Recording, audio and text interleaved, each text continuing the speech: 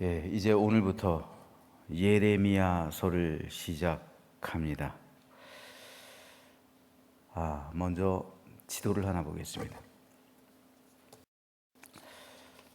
이 지도를 설명하기에 앞서서 배경에 대해서 좀 살펴보겠습니다. 이사야 선지자가 활동하던 시기는 북이스라엘이 아수르 제국에 의해서 멸망당하고 아수르 제국이 근동의 패권을 잡았을 때입니다. 그런데 그때로부터 약 100년이라는 세월이 흐른 후 아수르 제국은 네 분으로 분열됩니다. 쇠약해져요. 그 틈을 타서 그때만 해도 아수르에게 종속되어 있었던 바벨론이라는 나라가 독립을 하고 근동의 강자로 급부상합니다. 남유다 역시 이 기회를 놓치지 않았습니다. 그래서 그때가 요시야 왕 때였는데 요시야는 아수르와 바벨론이 전쟁하는 틈을 타서 아수르 제국으로부터 완전히 독립하게 됩니다. 그리고 그 세력을 잠시나마 북이스라엘의 지역으로까지 확장하게 돼요. 예전에 멸망했던 북이스라엘 지역의 일부분을 회복합니다. 아수르와 바벨론이 전쟁하는 틈을 타서요. 결국 아수르와 바벨론의 전쟁은 바벨론의 승리로 끝났습니다. 그래서 아수르의 수도였던 니느웨가 함락되죠. 그리고 아수르 군사들은 모두 하란으로 퇴해요. 저 지도에 보면 갈그미스가 맨 위에 나오는데 갈그미스에서 북동쪽에 하란이 있습니다. 그래서 그 하란은 이제 아수르 제국의 제2의 도시잖아요. 거기에 나머지 패잔병들이 다 모여 있는 거예요. 그래서 아수르의 잔존 세력은 마지막으로 애굽에게 원군을 요청합니다. 이에 애굽의 바로였던 느고는 이 기회에 근동의 패권까지 손에 넣자 결심을 하죠. 그리고 출정합니다. 그런데 저 지도에서처럼 맨 아래쪽에 빨간색으로 무깃도라고 되어 있죠. 그리고 그 아래쪽에 화살표가 있죠. 예루살렘이 있고요.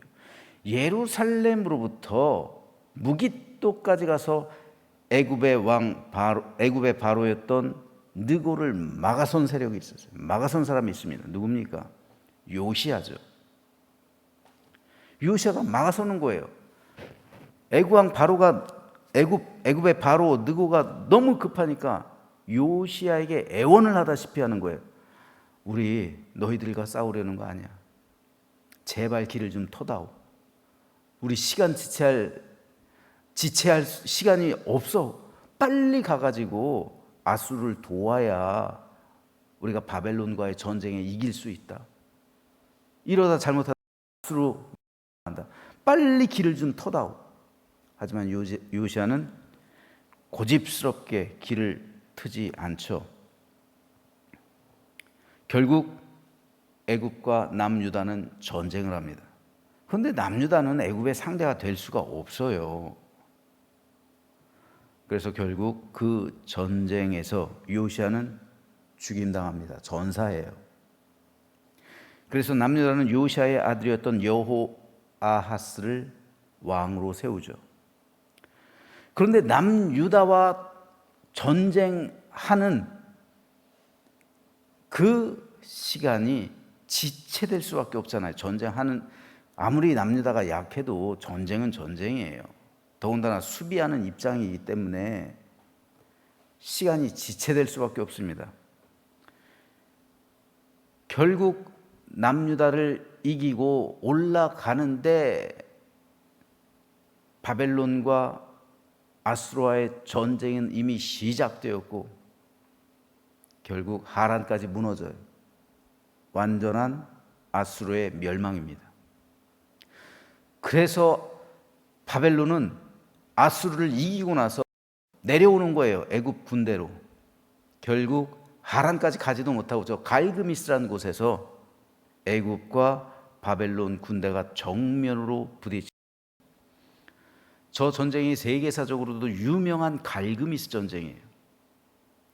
이 갈그미스 왜 유명하냐면요, 왜 중요하냐면 아프리카의 애굽과 근동 지역의 바벨론, 이 두 제국의 패권을 두고서 싸운 전쟁이에요. 결국 고대 근동 지역에 강제했던 바벨론이 애굽을 이겨요. 이 전쟁 이후로 애굽은 영향력을 근동 지역에 발휘하기가 힘들어져요. 물론 추후에 한 번 더 그런 적이 있었지만은 결과적으로 애굽은 아프리카 지역으로 철수를 하죠. 결국 나중에는 바벨론이 애굽까지 정복해요. 그러니까 아수르와 힘을 합했더라면 아마 바벨론이 멸망당했을 수도 있어요. 그러니까 요시야가 얼마나 미웠겠어요. 그러니까 요시야가 굉장히 중요한 선택을 했던 거예요. 자기 생명을 걸고요. 그렇다면 왜 요시야는 굳이 자기 생명을 걸고 애굽을 막아선 것일까요? 요시야는 알고 있었던 거예요, 국제 질서를. 만일 애굽과 아수르가 하나가 돼서 바벨론을 이기면 남유다는요, 아수르를 배신했잖아요. 완전히 독립해버렸잖아요. 조공을 바쳤는데 바치지 않고, 그리고 더군다나 나아가서 북이스라엘 지역 그걸 시켰잖아요. 자기 땅으로 만들었잖아요. 그럼 아수르가 그걸 가만히 있겠어요? 내려오죠. 그래서 남유다를 멸망시킬 거예요. 이거를 너무나도 잘 알고 있었기 때문에 길을 쓰고 애굽을 막아선 거예요. 애굽과 아수르가 연합하면 남유다는 멸망한다. 이 국제 질서를 알고 있었기 때문에 요시야는 막아설 수밖에 없었어요. 자기들이 안 된다는 것을 알면서도 막아설 수밖에 없었어요. 하지만 결과적으로 요시야의 이 행동 때문에 애굽과 아수르는 하나가 될 수가 없었고 결국 각각 바벨론과 전쟁을 해서 다 진 겁니다. 그러니까 애굽이 얼마나 화가 나겠어요. 애굽 왕 바로가 애굽의 바로였던 느고가 얼마나 화가 났든지 남유다로 돌아가는 길에 남유다를 일부러 들려요. 일부러 들려가지고 약해요. 그리고 여호아하스를 폐위시켜요. 그리고 요시야의 다른 아들인 여호야김을 왕으로 세워요. 그리고 여호아하스 세웠던 여호아스를 끌고 애굽으로 가버려요. 그러니까 남유다는 친애굽 정부가 된 거예요. 친애굽 책을 펼 수밖에 없는 거예요. 왜요? 바로 느고가 여호야김을 왕으로 세웠기 때문에 친애굽 정책을 할 수밖에 없었던 것이죠. 즉 요시야와 그의 아들 여호아하스 친바벨론 정책을 펼쳤고요. 여호야김은 친애굽 정부였던 거예요. 친애굽 정책을 펼칠 수밖에 없었던 거예요. 바로 이러한 복잡한 국제 상황 속에서 등장했던 선지자가 예레미야입니다. 놀랍게도 예레미야는 처음부터 끝까지 친바벨론 정책을 지지하고 외쳤습니다. 결국 예레미야가 죽은 장소는 애굽이에요. 이것이 무엇을 말해줍니까? 예레미야는 하나님께서 보내신 종이에요. 하나님의 종입니다. 그러므로 예레미야가 전한 말은 모두 하나님의 뜻이었어요. 하지만 예레미야가 애굽에서 죽었다는 것은 결국 하나님의 말씀이 남유다 가운데 실현되지 못했음을 의미하는 겁니다. 결국 남유다는 바벨론에 의해 멸망당해요. 한번 생각해 보세요.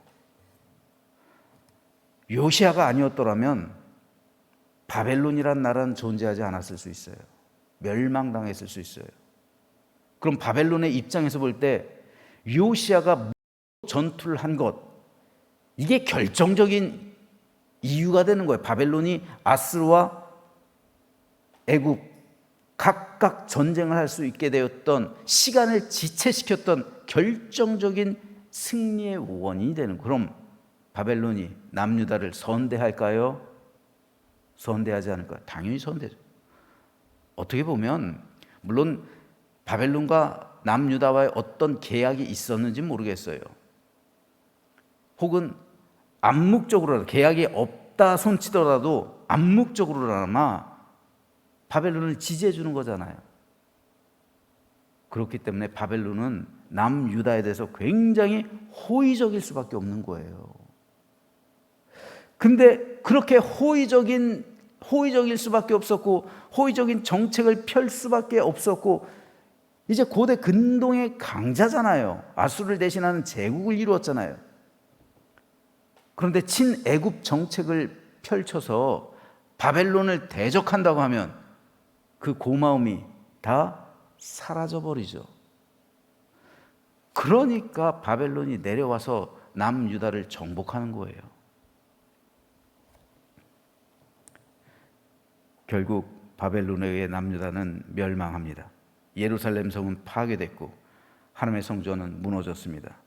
수많은 왕족, 귀족, 제사장들이 죽임당합니다. 대부분의 백성들은 노예가 되어 바벨론으로 포로가 되어 끌려갔습니다. 이 멸망의 과정을 가장 잘 보여주고 있는 성경이 바로 예레미야서입니다.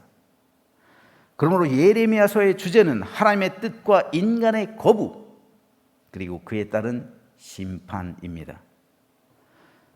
따라서 오늘 살아가고 있는 현실 속에서 과연 우리는 하나님의 뜻을 따를 수 있는가? 예레미야서를 읽으며 우린 이것을 물어야 합니다. 이것을 위해 우리는 두 가지 중요한 것을 선택해야만 해요. 첫째로, 무엇이 참된 하나님의 뜻인가? 이 문제입니다. 우린 모두 하나님의 뜻을 물어요.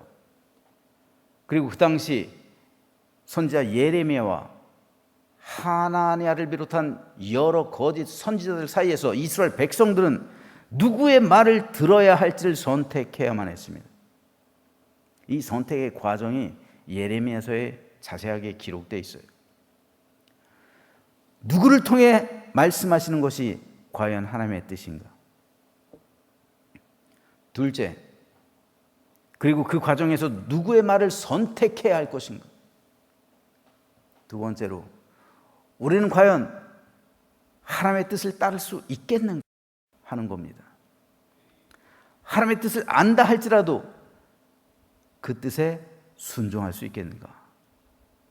당시 시드기야를 비롯해서 여호야김, 시드기야를 비롯해서요, 모든 고관 관리들은 사실 예레미야가 하나님께서 보내신 선지자라는 사실을 알았어요. 그것이 하나님의 뜻이라는 것도 알았어요. 하지만 하나님의 뜻을 알고 있다 할지라도 그 뜻에 순종하는 것은 별개의 문제예요.